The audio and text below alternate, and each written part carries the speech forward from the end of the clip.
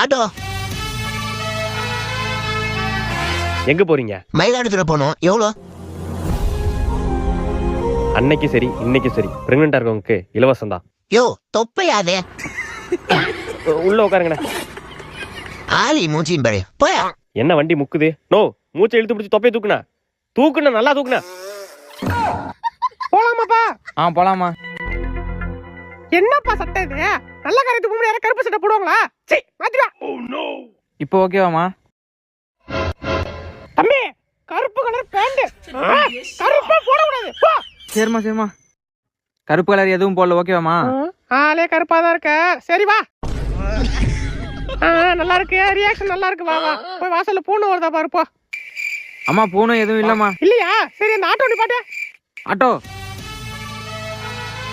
எங்க போறீங்க? தம்பி போறப்ப எங்க போறான்னு கேட்டேன். விளக்குமா? வா தம்பி.